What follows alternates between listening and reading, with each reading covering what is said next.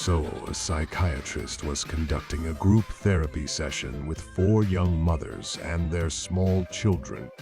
He said, "It seems like you all have certain obsessions." He turned to the first mother, Mary, and said, "You're obsessed with eating. It's even reflected in your daughter's name, Candy."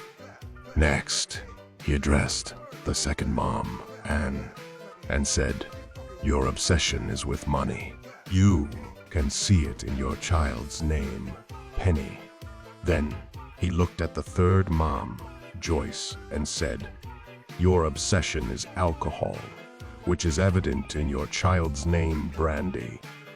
At this point, the fourth mother, Kathy, quietly stood up, took her little boy by the hand, and said, "Come on, Dick.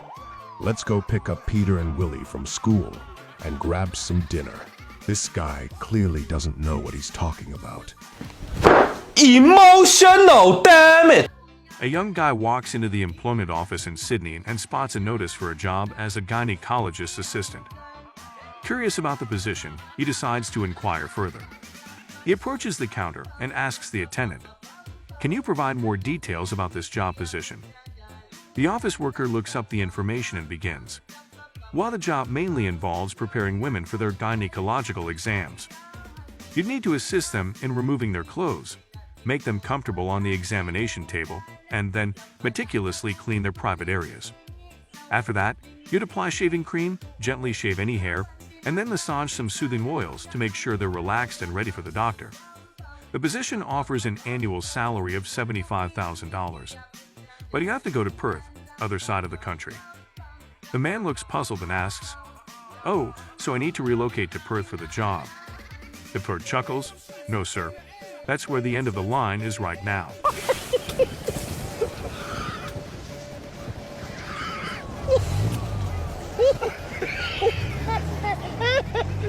One day, little Johnny was out shopping with his mother. As they meandered through the aisles, picking up groceries and essentials, the curious boy couldn't help but glance at his mom from time to time, as if trying to solve a puzzle. Taking a deep breath, little Johnny, who had been known for his endless curiosity, finally blurted out, "Mommy, just how old are you?" His mother, taken aback for a moment, softly replied, "Johnny, you should know that it's not polite to ask a lady about her age. Over time, as you grow, you'll understand that some things are better left unsaid." Not easily deterred and still full of inquiries, little Johnny asked another question. "Well then, how much do you weigh, Mommy?" His mother, trying to keep her patience, said, "My dear boy, that's yet another topic that women usually keep to themselves. Remember, some questions are better left unasked." By now, little Johnny's mind was racing with even more questions. After some thought, he ventured, "Mommy, I've always wondered, why did you and Daddy decide to separate?" His mother, feeling the weight of the memories and the pain, responded, "Johnny, that's a very personal and sensitive topic. It's not something we should discuss right now." Feeling somewhat defeated, little Johnny waited until he was at his friend Billy's house. He relayed the day's conversations to Billy, who seemed thoughtful. "Johnny," Billy began, "if you really want to know all that information about your mom, you just have to sneak a peek at her driver's license. Think of it like one of those school report cards. It has all the details you're looking for." Little Johnny's eyes widened at the revelation. He waited for the right moment, and when it came, he quickly looked at his mother's driver's license. A few days later, while they were in the garden, little Johnny said, "Mommy, I've figured out some things. I know you're 32 years old." Surprised, his mother asked, "Oh? And how did you come to that conclusion?" Johnny simply replied, "I just found out." Continuing, he said, "And Mom, I know you weigh 130 pounds. Now, even more curious, she questioned, "Johnny, where are you getting all this information?" But the biggest revelation was yet to come. With a smirk, little Johnny stated, "And Mom, I think I figured out the real reason you and Daddy aren't together anymore." Bracing herself, his mother asked, "All right, why does that?" Little Johnny cheekily responded, "Well, according to your driver's license, you got an F in sex."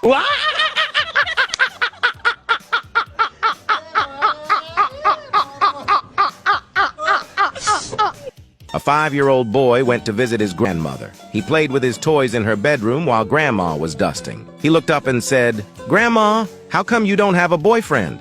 Grandma replied, "Honey, My TV is my boyfriend.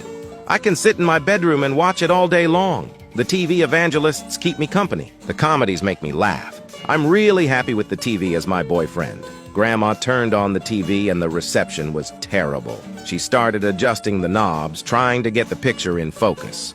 Frustrated, she started hitting the TV, hoping to fix the problem. The little boy heard the doorbell ring, so he hurried to open the door, and there stood Grandma's minister. The minister said, "Hello, son, is your grandma home?" The little boy replied, "Yeah, but she's in the bedroom banging her boyfriend." The minister fainted.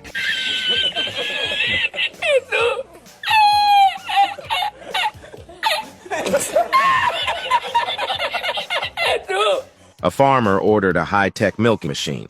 Since the equipment arrived when his wife was out of town, he decided to test it on himself first. So he inserted his manhood into the equipment, turned on the switch, and everything else was automatic. Soon he realized that the equipment provided him with much more pleasure than his wife did. When the fun was over, though, he quickly realized that he couldn't remove the instrument from his member. He read the manual but didn't find any useful information on how to disengage himself. He tried every button on the instrument, but still without success. Finally, he decided to call the supplier's customer service hotline with his mobile phone. Thank God for mobile phones. "Hello, I just bought a milking machine from your company. It works fantastic, but how do I remove it from the cow's udder?" "Don't worry," replied the customer service rep. "The machine will release automatically once it's collected 2 gallons. Have a nice day."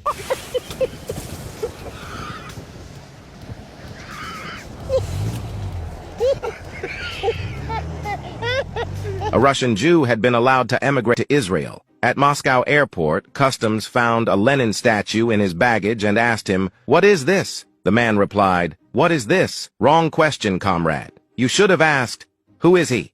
This is Comrade Lenin. He laid the foundations of socialism and created the future and prosperity of the Russian people. I am taking it with me as a memory of our hero days." The Russian customs officer was a bit shamed and let him go without further inspection. At Tel Aviv airport, the customs officer also asks our friend, "What is this?" He replies, "What is this? Wrong question, sir. You should be asking, who is this? This is Lenin, a bastard that made me, as a Jew, leave Russia. I take this statue with me so I can curse him every day." The Israeli customs officer said, "I apologize, sir. You can go on." In Israel, when he arrives at his new house, he puts the statue on a table. To celebrate his immigration, he invites his friends and relatives to dinner. One of his friends asks him, "Who is this?" He replies, "My dear friend." "Who is this?" is a wrong question. You should have asked, "What is this?" "This is 10 kilograms of solid gold that I managed to bring with me without customs and tax."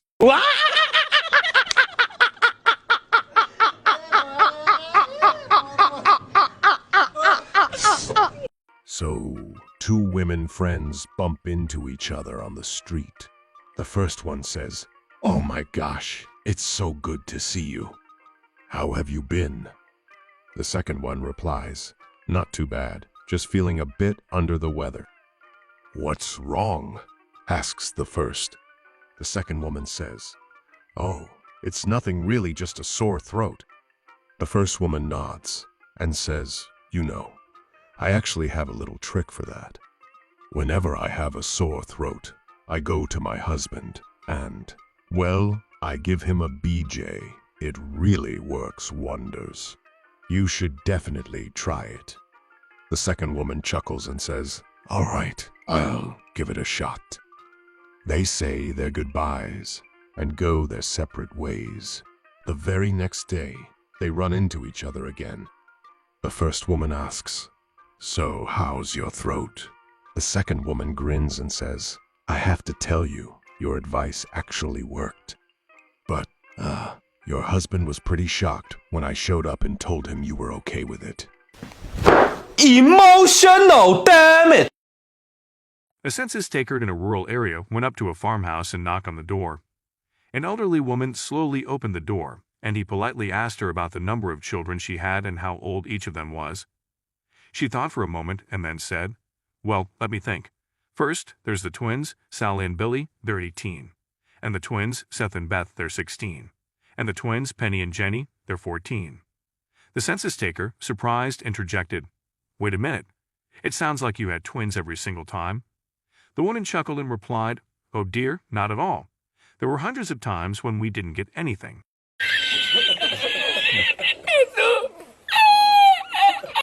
A hotel guest calls the front desk, and the clerk answers, "May I help you, sir?" The man says, "Yes, I'm in room 858. You need to send someone to my room immediately. I'm having an argument with my wife, and she says she's going to jump out of the window." The desk clerk says, "I'm sorry, sir, but that's a personal matter." The man replies angrily, "Listen, you idiot. The window won't open, and that's clearly a maintenance issue." Do it! Just do it! Don't let your dreams be dreams. Yesterday, you said tomorrow, so just do it! Make your dreams come true! Just do it!